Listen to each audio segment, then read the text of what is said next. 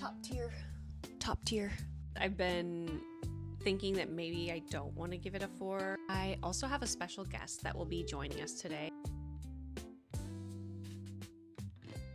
Welcome back to the channel. I am going to review my January and February books that I read, and I am just checking off multiple things that were on my 2026 TBR, so that's fantastic. So far this year, I've read 9 books. We are going to skip over the first 2 though, because the first one was a Christmas romance that I was finishing like after December had already ended.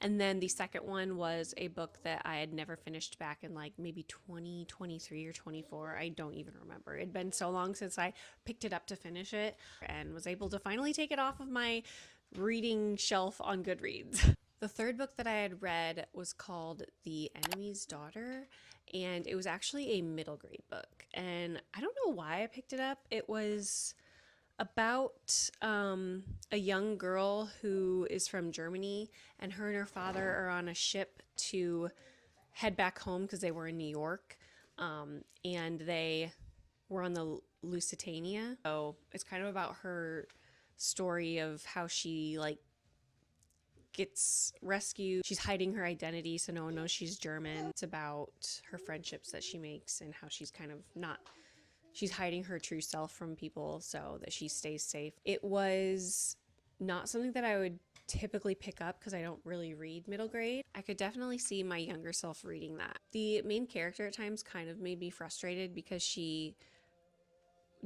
literally trusted no one, and she didn't want to let anyone know like who she was, what she was doing there. She really wanted to keep her head down and not even accept help from people, even when they were showing kindness to her, and that kind of frustrated me.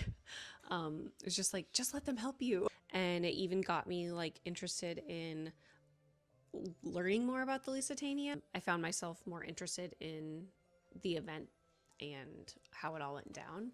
If you or someone you know is interested in historical fiction and is okay with reading middle grade, maybe you have a middle school in your life, I would recommend it. It gave me more insight into an actual historical event that I didn't really know much about before.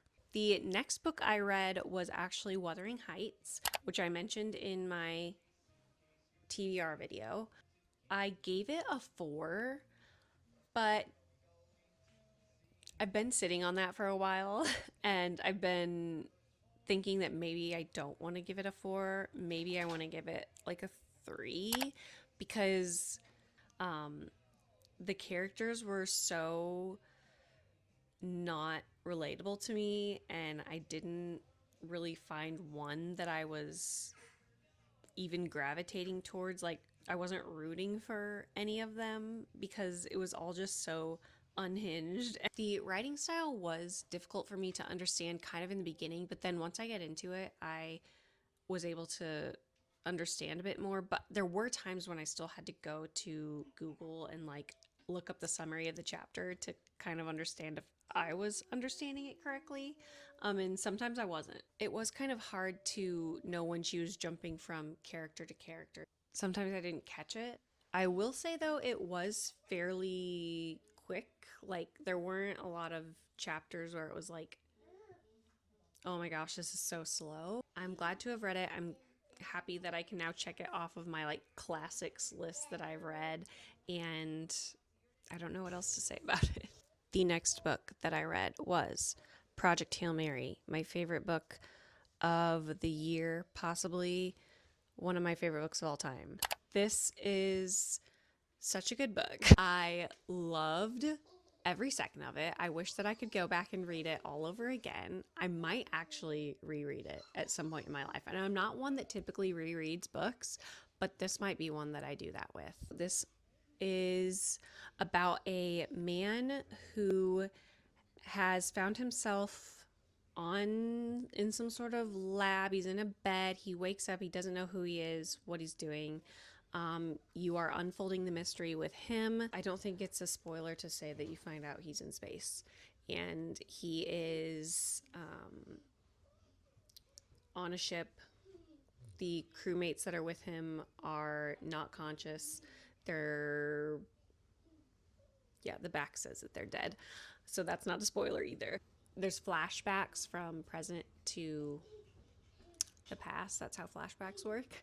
And he is remembering things, figuring out what he's got to do. He's so smart.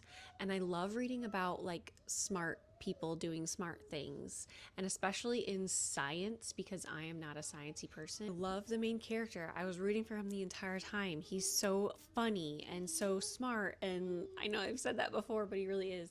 He's also just a regular guy, and he has his own fears, and he's not very courageous, but he wants to help in the ways that he can, and ultimately he ends up in space and he's doing cool things. So I never felt like it was slow. I've had family and friends mention to me that they had moments where they thought it was slow. But yeah, I never really felt that way. I was just like eating it up, and I wanted to read it like nonstop. So I finished it pretty quickly. 6 out of 5. So good. Where should I put this? Top tier. Top tier. My husband Hayden will also be joining us today. He's going to be reviewing some of the books that he has read through January and February. And I will be surprising him, letting him know that I have read one of his books that he read. He wanted me to read it. He doesn't know that I read it, but when he starts talking about it, I'm going to let him know that I've also read it. We'll see how that all goes. We've got to reframe this situation. So here's my husband Hayden, and he also read Project Hail Mary. So what were your thoughts? I thought it was good. I think there was a little bit of slow moments during kind of the early middle part of the book. It'd be one of the more like roller coastery kind of books I've read, where it wasn't just like going up slowly and then it was like this big rush down to the end. It was more this kind of like up and down of like, because of the pacing, jumping back to flashbacks, going back to the main story of what's happening now, because it would get into a really good spot and then almost like cliffhanger you right when you wanted to know more. Yeah. And sometimes it was kind of like, no, I actually kind of want to know what was going on back in the past. But I liked how when we're in the present and he's trying to figure out like or remember whatever, you then know that the flashback that's coming next is going to explain that thing. Yeah. Like the flashback always related to what he needed to figure out. His like eureka moment. Yeah. The ending was just, it was actually unexpected to me. Oh. Like I was actually shocked and surprised by it. Yeah. But I was also kind of like flying through that last like 50 pages of the book. It was so good. And we're going to go see the movie in IMAX too. So we're excited to do that. That'll be cool, yeah. Yeah. I guess they specifically filmed it to be shown in IMAX. So I think that's the only right way that we can go see it then. I've also never seen a movie in IMAX. And you haven't? I'm going to guess you live and learn. The only IMAX movie I've ever seen. Twilight. It was Twilight Eclipse. What would you rate it out of 5? Like a 4, maybe 4.5, just based on the pacing and the sciencey stuff. Like it is neat. I do like science and figuring things out, but it was definitely like way over my head kind of science. And I think almost everybody it would be that way because it's all, like physics and space science type stuff. The characters were great. I'd say characters 5 out of 5. Just the like how it read. I've been reading some other books that are a little more like action packed, and so they just kind of like you fly through like you're just watching a movie, and this was not that. It wasn't that quick and simple to get through. Gotta go like this. So I haven't started the Authority book, but I did read Annihilation. It was weird for sure. I don't think that it's something you would be trying to read. No. I ended up kind of liking it. It's got a, unbeknownst to the reader, sort of a like cosmic horror type thing that comes into play. These people are selected as like certain types of either scientists or they always have like a psychiatrist and things, and they're all going into this zone, and for some reason this zone has been sort of quarantined off from the world, and they're going in pretty much completely blind, taking notes with their little notebooks and documenting what they're seeing in sort of the hopes to bring that back, I believe, to the outside world. And things kind of evolve from there, and it's very strange. And then I found that the entire series has these really crazy looking covers, and that kind of stuff pulls me in for sure. I'm kind of a new reader, so book covers definitely get me, especially if they have, kind of an older version of all the covers, and then you find the new version that's got these like some kind of crazy art. Like, it kind of becomes this collectible type thing. So Yeah, the old ones weren't bad. Like, they were cool looking as well. no, the first one has kind of like a plant on there. I'll put a picture of it up. Oh, good. Yeah. Well, it has a plant, as you can see here, or here, or maybe you're just putting it over your face. Or here. The first book for me definitely had a little bit more of a similar pacing to what we talked about with Project Hail Mary. Has a lot of detail and slow pacing to the book, and it eventually, even though it gets kind of crazy, it still maintains a pretty like slow pace. It's probably like a solid 2.5, 3. I don't have a whole and lot that of made you want to keep reading. kinda, and the covers. So next up, I read the continuation of the Lore Olympus series. It's graphic novels having to do with like the Greek gods and goddesses, and I don't really have much to say about it because it's like the 7th or 8th one in the series, and I feel like I can't like talk about it because then it would just spoil everything else. So just know that I read it. I still am enjoying it. I do like get confused with like, there's so many like Greek gods and goddesses, and I don't remember which one's which, and the author will kind of throw in like jokes or puns regarding that one, and I'm like, I don't know what you're the god or goddess of, so I don't think that joke is gonna land for Like me. whether it's Roman or Greek kind of thing, that always like throws me off. Well, no, it is Greek. She uses those names. Okay. Well, no, but sometimes she does like throw in their Roman names. So Yeah. yeah, it is kind of confusing in that aspect, but I enjoy like the artwork and the storyline. It is like fairly lighthearted, but there are some like deeper topics that are covered, probably like trigger warning stuff. So yeah, I will probably just keep reading that as long as they keep coming out. So back to you. I have been kind of hooked on reading in general because I started Dungeon Crawler Carl. We were just at the library with the kids picking up some books. But I am big on like World of Warcraft, Baldur's Gate. Never really played D&D, but I like the RPG fantasy video game type stuff, role-playing games in general. And it had me hooked from literally the first second, and it's like, I understand why there are so many and why I know so many people that are reading it. The setup for the book, and it's probably on the back of the book, is a guy is caught outside on a very cold night in the city. He's trying to get his cat back inside, and he's out there in his underwear, and the entire city, everything, like as far as he can see, all the buildings just collapse into the ground. And he gets a heads up kind of reading telling him, hey, you've been selected to be part of this dungeon. Congratulations, you're one of the people on Earth that survived. We're taking over your planet for its resources. Welcome to basically the RPG version of the Hunger Games. Have fun. What would you rate it? It's a 5 out of 5. Really? Absolutely. Yep. I gave it a 4. Did you read it? I did. Did you really? Yep. Oh. Would you just were like, it's okay? I secretly read it on my Kindle. Oh. Only a 4, huh?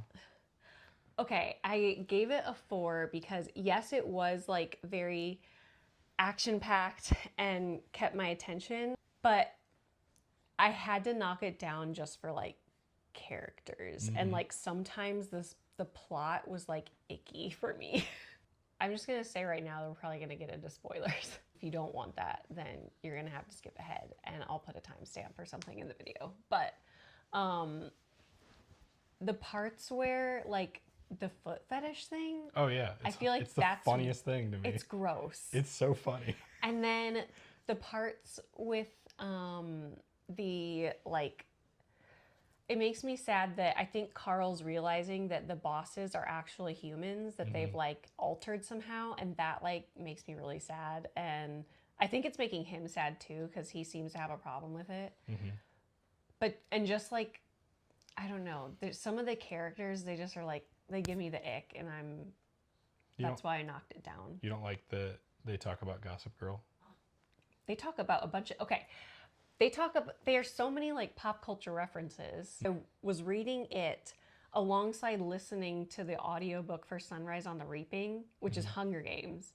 It's it was like I was reading the same premise, just like one was very vulgar and one's like Hunger Games. Absolutely. I would say the thing that it reminds me of the most, it's like Hunger Games mashed with Borderlands. I do want to say though, I do like Carl and Donut and their like dynamic, and but I hadn't ever found myself like there were times when you were reading it that you like laughed out loud, and I never had that at all. Really? Yeah.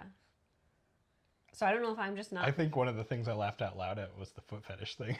Oh. Because I thought it was really funny because it bothers him. He's just like, oh, okay. Well, it bothers me. Yeah. The writing was good. Like, yeah, kept me engaged. I didn't feel like it had any slow moments. I appreciate that the author sped through the grinding process. Yeah. He was just like, we went and did this and this and this and this. And we leveled up twice. Yeah, and I feel like that could make it slow. So that's probably why he maybe cut it out. So something that I had never experienced reading a book ever in my life was reading and not even recognizing anymore that I was reading a book. I was just watching this like movie, TV show in my head. And that was the coolest thing, to finally like experience that. And I said that to other readers and you, and they were, everybody's like, oh yeah, that happens all the time. And I was like, I've read a lot of books, not recently, but in general, high school and stuff. And I had never had that experience where it was just so freaking good that like hundreds of pages just like went by and hours went by in reading the book and just like seeing it. It was kind of crazy. And that book, that's the first book that you read of the year. Yep. So it like kind of got you into reading then. For sure. Next, I read The Rose Bargain, and that is a YA, I believe it's YA, kind of like a fantastical fairy tale sort of book. And in this world, there's a fairy queen, and it's set in like historical London, like an alternate reality kind of thing. So the fairy queen gives the women, once they get to make a bargain with her, and it's her time to do that, and she's going to do that, and it's kind of about what happens with her bargain, and there's something going on with her sister, and there's a little bit of a love triangle as well. I think I gave it like a 2.75 or a 3. There were some slow parts. I went back and forth between reading it on my Kindle and also listening to it. And I liked the audiobook, that the voices didn't bother me. The acting was good. At the third floor, things get cool. You get to pick your class, you get to pick your race. So, theoretically, anybody could become a, giant turkey or an alligator or something if they really wanted to. Mm-hmm. The second book, man, I want to say a 5, but I just don't think it can't be the first book. As You much could say like 4.75. Sure, yeah, it's definitely up there. And like, yeah, would I read it again? Yes. Like, I think it was very much worth the read. I think it really kept the plot moving at a good pace. The characters were good. Any new characters introduced were just as good as what you and any of the characters you already liked in the first book, they just kind of get better in the second book. It's almost a 5, whatever that score would be. Okay, cool. So then I read My Husband's Wife. It's about this woman who, her and her husband have just moved to like a small town, and they bought this really cool, in my head I pictured it as like a mid-century house. The woman opens the door and there's another woman who looks kind of similar to her but is a bit younger than her, and she says that it's her house and she lives there. And so you kind of like, I mean, it's called My Husband's Wife, so you know that the husband is like also claiming that this is his wife, and she's like, what the heck, like, this is my life and my house, where did you come from? And it just was confusing, and didn't love any of the characters. They had like not a lot of redeeming qualities for me, so I wasn't like rooting for any of them. I did enjoy the plot because of its uniqueness, and I wanted to figure out what was going on, but I wouldn't say it was like highly rated for me. I'd maybe give it like a 2.75, I think. Didn't love it. So You kind of had me hooked with the whole like opening hook of the yeah, but then it just didn't land. So we hope that you enjoyed our review of what we've read the past few months. I think you're going to keep reading. Yeah, maybe. Yeah. At least the Dungeon Crawler books, you'll keep reading those probably. In the comments, let me know if you had any 5 stars for January, February, or what should we read next? I mean, Hayden's gonna need ideas after he gets through Dungeon Crawler Carl. Yeah. And I always need ideas. So like and subscribe, and we'll see you next time. Bye. Bye-bye. We're book buddies. I was gonna say like buddy reviews. Couple of page I don't know. pals. Page pals. That's us.